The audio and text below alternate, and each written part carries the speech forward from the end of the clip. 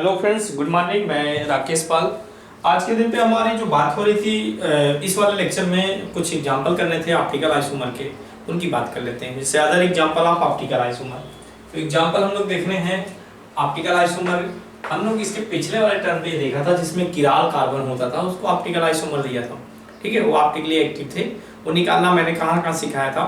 एक अगर सिंगल किराल है तो ऑप्टिकली एक्टिव ही रहेगा, क्योंकि उसमें क्या होगा, नॉन सुपर इम्पोज होगा। कभी आप समझ रहे हैं, सुपर इम्पोज ही नहीं हो सकता। ओके, तो हम लोग ऑप्टिकल आइसोमर के लिए नॉन सुपर इम्पोज होना जरूरी है। कहीं पे अगर हमने ये दिखा दिया ये नॉन, वहाँ पे ऑप्टिकल आइसोमर होगी कोई भी स्ट्रक्चर। जैसे हम लोग अब बहुत ज़्यादा तो नहीं देखेंगे। अगर मैं आपसे बात करूँ जो एग्जाम्पल, उन्हीं एग्जाम्पल को ज़्यादा, क्योंकि मैं चाहूँ तो इसको बहुत ज़्यादा चैप्टर को खींच सकता हूँ, लेकिन मैं अब जो ही इंपॉर्टेंट एग्जाम्पल ही करा रहे हैं। ओके, तो अब जैसे 2 बार डबल बॉन्ड होता था, तो आपको मैं बताया था 2 बार डबल बॉन्ड होता था। इसमें क्या होता था, जैसे ये अलग है, ए और बी, 2 बार डबल बॉन्ड हो ए और बी, 2 बार मतलब एलिन में बात करें, ये सी और ये B, A B C D है, ध्यान रखें, ये ए है ये बी है। तो अगर ये डबल बॉन्ड 2 बार होता था तो आपको ये बताया गया ही था, ये पी एक्स मान लेते हैं, तो इसके पास एस, इसका आवर्सन एस पी होगा, तो 2 पी प्योर पी ऑर्बिटल होगा पी एक्स वाला, क्योंकि 2 बार पाई बॉन्ड है। तो मान लो pi bond P X P Y P X से बना होगा या पी एक्स, और दूसरा वाला क्या हो जाएगा, ये तो बचेगा पी वाई, इसके पी वाई वाले से होगा। तो ये दोनों जो टर्मिनल है एक दूसरे क्या हो गए, ये आप समझ रहे वाई एक्सिस में ये पाई बॉन्ड बना है, ये किस एक्सिस में बना है, एक्स एक्सिस में, तो दोनों एक दूसरे क्या हो गए, परपेंडिकुलर हो गए। परपेंडिकुलर होने का मतलब है कभी सिमेट्री आने का चांस ही, अगर ये दोनों आपस में सेम नहीं है, इनको रोटेट करोगे तो कभी आएगा ही नहीं।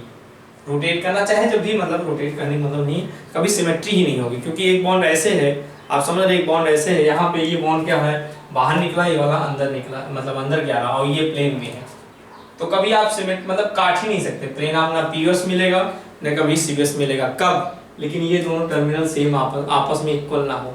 तो ये मैंने आपको कंडीशन बता चुके हैं कि अगर जैसे हमारे पास अगर ये कंडीशन क्या थी, अगर A equal to B and C does not equal to T, ये कंडीशन जब आती है तो हमारे पास जब ये कंडीशन होती है तो कितने पीओएस होते हैं, तो पीओएस 1 होता था, है कि नहीं। सीओएस होने का तो कोई चांस ही नहीं, परपेंडिकुलर में कभी हम लोग सेंटर ऑफ सिमेट्री हो ही नहीं सकती। टर्मिनल ये परपेंडिकुलर हो जाते हैं, या अगर suppose that out of the plane है ये बॉन्ड, तो ये इन द, ये चला जाएगा, और ये प्लेन में होगा तो ये बाहर निकलेगा तो ये इन द प्लेन हो जाएगा, एक पीओएस हो जाएगा। या दूसरा इसी में क्या है, अगर ये कंडीशन है A does not equal to B और करके है and C equal to D, तब भी पीओएस कितना रहेगा, 1 ही रहेगा। ओके, ये तो पहली बात है, दोनों में से कोई एक सेम हो जाएगा, पीओएस 1 आ जाएगा। ओके, अगर हमारे पास ये दोनों सेम आपस में ये A इक्वल टू B हो जाए and C equal to D हो जाए, मतलब इधर सेम हुआ तो एक पीओएस, इधर भी सेम हुआ तो एक पीओएस, तो यहाँ पीओएस कितने हो जाएंगे, 2 पीओएस हो जाएंगे। बहुत मैं अच्छे ढंग से बता चुका हूँ। अगर तीनों इक्वल नहीं हैं तो यहाँ पे if A does not equal to B and C does not equal to D, इसमें नो पीओएस, 0 पीओएस, ये 0 पीओएस, ये हमारी बातें हो चुकी हैं। तो यहाँ पे अगर ये 0 पीओएस होगा, पीओएस सीओएस नहीं है ना पीओएस है, तो जाहिर सी बात है अगर ये दोनों आपस में A और B इक्वल नहीं, C और D इक्वल नहीं है, तो ऐसी आइसोमर क्या होगी, ऑप्टिकल आइसोमर होगी, क्योंकि इसमें ना प्लेन ऑफ सिमेट्री होगी ना सेंटर ऑफ सिमेट्री होगी। ये जब इसको मिरर में डालेंगे तो नॉन सुपर इम्पोज होगा, तो ये भी ऑप्टिकली एक्टिव कंपाउंड का एग्जाम्पल होगा। तो ये जैसे हमारे इसके सपोर्ट में एक एग्जाम्पल लिख लेते हैं। ये जैसे हमारे पास ये लिखा गया है, यहाँ से क्लोरीन लिख दिया, यहाँ H लिख दिया, यहाँ पे क्लोरीन लिख दिया, यहाँ पे H लिख दिया। तो आपको ना इसमें क्या है ना पीओएस है, तो आप ऐसे लिख दिया, आपको बिना देखे कोई दिक्कत नहीं, यहाँ पे बिना देखे आप क्या है, ये सिस ट्रांस से कोई मतलब ही नहीं है कि आपको सर ये ऐसा कोई प्लेन ऑफ सिमेट्री नहीं होगा, क्योंकि 2 बार डबल होता तो टर्मिनल परपेंडिकुलर हो जाते हैं, और परपेंडिकुलर यहाँ नो पीओएस, इस बार क्या होगा, ये ऑप्टिकली एक्टिव हो जाएगा। क्या हो जाएगा, ऑप्टिकली एक्टिव। ये भी एग्जाम्पल क्या हो जाएगा, ऑप्टिकली एक्टिव हो जाएगा। ये भी उसी में एग्जाम्पल में आ जाएगा। ओके, ये तो रहा हम लोग एलिन की बात किया। अगर यही क्या नाम है 3 बार डबल बॉन्ड हो जाएगा तब तो प्लेनर स्ट्रक्चर हो जाएगा। 3 बार डबल बॉन्ड पे प्लेनर स्ट्रक्चर हो जाएगा तो एक प्लेन ऑफ सिमेट्री तो बनेगा ही। तो ये ऑप्टिकली क्या हो जाएगा, इनएक्टिव हो जाएगा। कभी भी है ये क्या हो जाएगा, ऑप्टिकली इनएक्टिव हो जाए। चाहे ये एक प्लेन आप जब 3 बार डबल बॉन्ड होता फिर से प्लेन में आ जाता टर्मिनल, तो ये ऑप्टिकली क्या होगा, इनएक्टिव होगा। तो ये कंपाउंड क्या होगा, ओनली इनएक्टिव हो जाए, लिख रहा हूँ ये ऑप्टिकली इनएक्टिव हो जाएगा।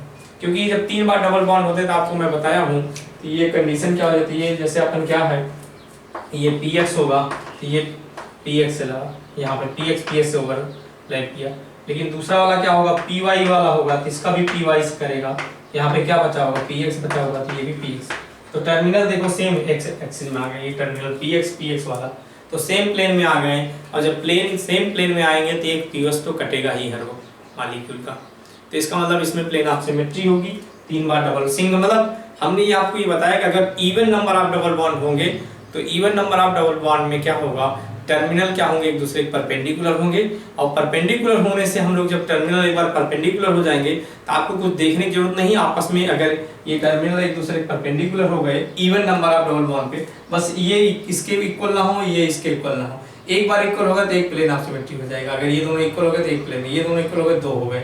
अगर एक भी नहीं इक्वल तो 0 प्लेन ऑफ सिमेट्री। और इसमें सेंटर ऑफ सिमेट्री होने का कोई चांस ही नहीं है। ओके, तो आपको कुछ करने की जरूरत नहीं है, यही आप देख सकते हैं हमारे पास। तो ये क्या हो जाएगा, ऑप्टिकली एक्टिव हो जाएगा ये चीजें। ओके, कुछ और क्वेश्चन लेते हैं, जैसे हम और आपको बताते हैं।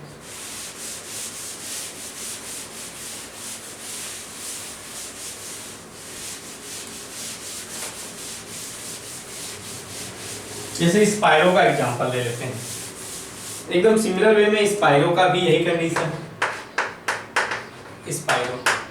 स्पाइरो में मैं आपको ऐसे बताया था, एकदम ये डबल बॉन्ड जैसे ही होता है स्पाइरो, ये एकदम सिमिलर वैसे है, ये 2 रिंग 2 डबल बॉन्ड। अगर आपको ये लगता है कैसे भी बना सकते हैं, मान लो ये प्लेन है तो ये कहाँ भाग जाएगा, प्लेन के आउट ऑफ द प्लेन होगा ये वाला बॉन्ड, और ये इन द, ओके। और ये वाला जब ये प्लेन होगा तो ये आउट ऑफ द प्लेन होगा ये बॉन्ड, और ये वाला इन द प्लेन हो जाएगा।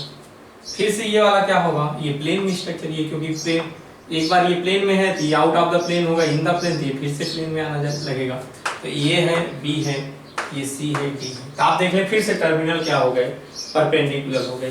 अब एक बार अगर टर्मिनल परपेंडिकुलर हो गए तो आप समझ रहे हैं, तो वही कंडीशन यहाँ पे भी लगी जो पिछले वाले में लगी थी। ये एज लाइक डबल बॉन्ड ही हो जाएगा, एज लाइक डबल बॉन्ड, 2 बार डबल बॉन्ड ही जैसे हो जाएगा। तो आप ऐसे ही डबल बॉन्ड की तरह ही ट्रीट करें, ए बी सी डी, बातें वही है। तो वही जो उसमें था सेम टू सेम कंडीशन इसमें लग जाएगा। तो ए और बी अगर आपस में इक्वल नहीं है, ए और बी इक्वल ना हो and C and D equal नहीं है, तो ये क्या होगा, नॉन सुपर इम्पोज होगा। ऐसा कंपाउंड ऑप्टिकली एक्टिव होगा, ऑप्टिकली एक्टिव। दोनों टर्मिनल आपस में इक्वल नहीं होगा तो ये भी क्या हो जाएगा, ऑप्टिकली एक्टिव हो जाएगा। इसके भी 2-4 एग्जांपल लिख लेते हैं जिससे आपको पूरा स्पाइरो का भी समझ में आ जाए। ओके, देख लेंगे। जैसे यहाँ पे हमने लिखा आपको, सॉरी, स्पाइरो का एग्जांपल लेना है। ये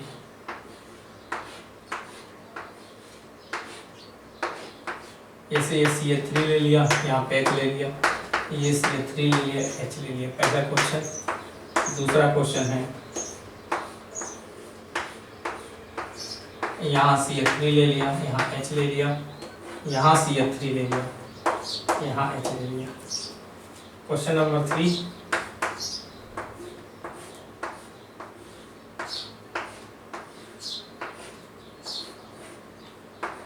फ्लोरीन, आयोडीन, H और D ऐसे। तो आप ये जैसे आपको ये क्वेश्चन है यहाँ पे लिखा गया है, इधर भी ले लेते हैं। क्वेश्चन नंबर 4 यहाँ लिख देते हैं।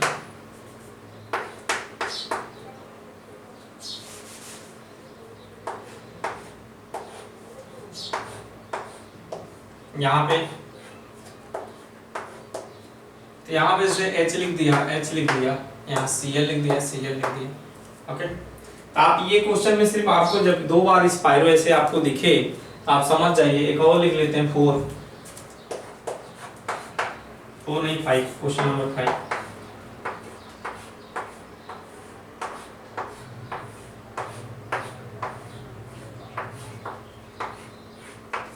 यहाँ क्लोरीन, यहाँ H, यहाँ H, यहाँ क्लोरीन, ये। तो आप ऐसे एकदम इसको दो बार डबल बॉन्ड की तरह ट्रीट करते हैं, इसका मतलब टर्मिनल आपस में परपेंडिकुलर, ए बी के इक्वल नहीं, सी डी के इक्वल नहीं है, तो ये ऑप्टिकली एक्टिव हो जाएगा। क्या हो जाएगा? ऑप्टिकली एक्टिव हो जाएगा। एकदम सिंपल है ये बी के इक्वल नहीं, सी डी के इक्वल नहीं, ये भी क्या हो जाएगा? ऑप्टिकली एक्टिव हो जाएगा। बस ये दोनों इक्वल, ये H और ये क्या लिखा गया है यहाँ पे D है, ए बी की इक्वल नहीं है, सी डी की इक्वल नहीं, तो ये भी एक्टिव हो गया, ऑप्टिकली एक्टिव हो गया। ये क्या हो गया? Optically active. ये क्या है? ए बी की इक्वल हो गया, तो ये क्या हो गया? प्लेन ऑफ सिमेट्री हो गई, तो ये ऑप्टिकली क्या हो जाएगा? इनएक्टिव हो जाएगा। ओके, तो ये क्या रहेगा? इनएक्टिव रहेगा। ये बात करें, ये 3 बार रिंग हो जाने से तो टर्मिनल फिर से प्लेन में आ जाएंगे। 3 बार रिंग होगा तो टर्मिनल प्लेन में, तो एक प्लेन ऑफ सिमेट्री मिलेगा, तो ये क्या हो जाएगा? इनएक्टिव हो जाएगा। तो एक भी पीएस आ गया तो प्लेन ऑफ सिमेट्री इनएक्टिव हो जाएगा। इसी तरह हम लोग अगर बात करें बाइफिनाइल की बात करें,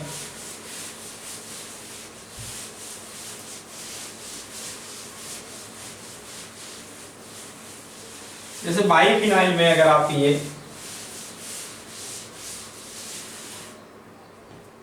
बाइफिनाइल की बात करें तो 2 बेंजीन रिंग ऐसे,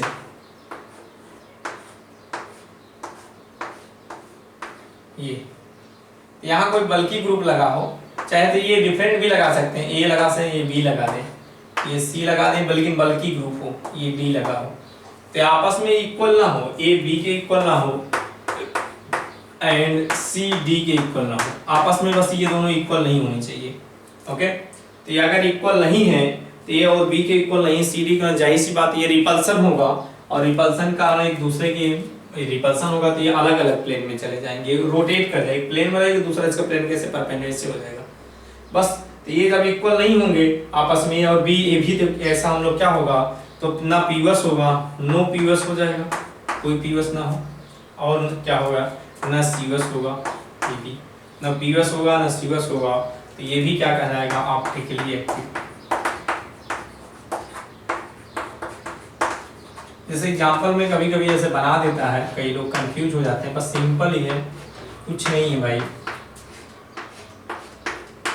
यहाँ पे NO2 लगा दे, यहाँ SO3 रख दिया, यहाँ SO3 रख दिया, यहाँ NO2 रख दिया, इससे कोई फर्क नहीं, कोई भी मतलब NO2 यहाँ भी लिख दो, कोई फर्क नहीं पड़ता, बस ए बी की इक्वल नहीं है, सी डी की इक्वल नहीं है, बस यही बातें हैं और कुछ नहीं। रिपल्सन कारण एक प्लेन परपेंडिकुलर हो जाएगा, तो ये भी ऑप्टिकली एक्टिव हो जाएगा। ऐसा कंपाउंड क्या कहलाएगा? एक्टिव हो जाएगा। ऐसे भी हम लोग कर सकते हैं, या दूसरे मतलब मार्केट में इसी टाइप का आते हैं, आपको ऐसा भी कर सकता है, आप बना सकता है क्वेश्चन।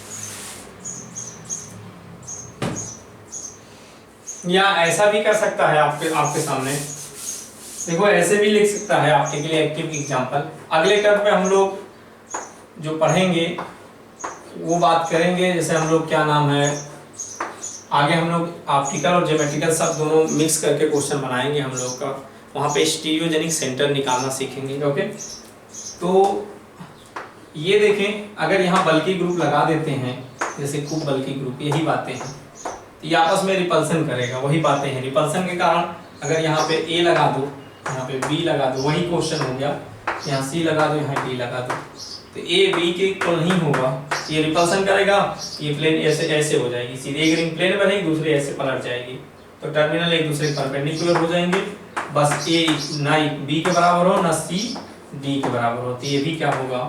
ऑप्टिकली एक्टिव होगा। तो मैं जल्दी जल्दी खत्म कर रहा हूँ, ये चीजें हैं। ऐसे 5 मेंबर की रिंग भी ले सकता है, ऐसा कुछ भी नहीं है। जैसे हम लोग यहाँ ले लेते हैं, चलो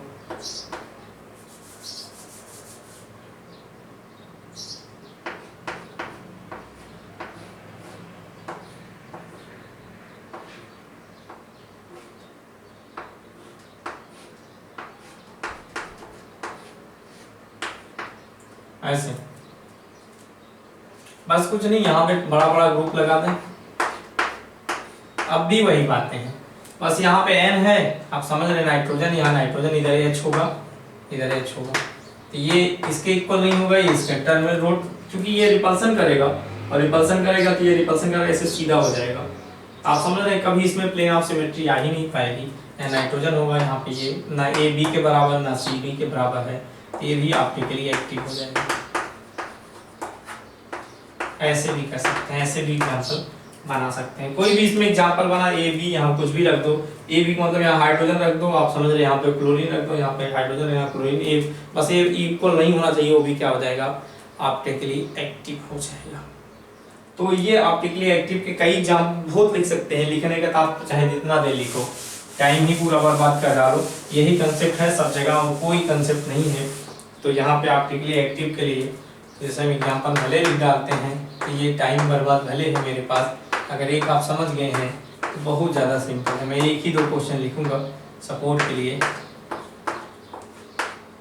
ये यहाँ पे नाइट्रोजन लगा दो, चाहे यहाँ नाइट्रोजन लगा दो, उससे कोई फर्क नहीं। यहाँ पे CH3 रख दिया, यहाँ पे H रख दिया, यहाँ पे H रख दिया, यहाँ CH3, तो ये ऑप्टिकली एक्टिव भी होगा ऊपर वाला, क्योंकि ये रिपल्सन करेगा दोनों रिंग आपस में, और रिंग रिपल्सन करेगा। यहाँ पे क्लोरीन, यहाँ पे H लगा देते हैं, यहाँ पे H, यहाँ क्लोरीन, उससे कोई फर्क नहीं पड़ता। यहाँ क्लोरीन लगा दो, कुछ भी लगा दो, यहाँ SO3 रख दो, यहाँ पे हमारे पास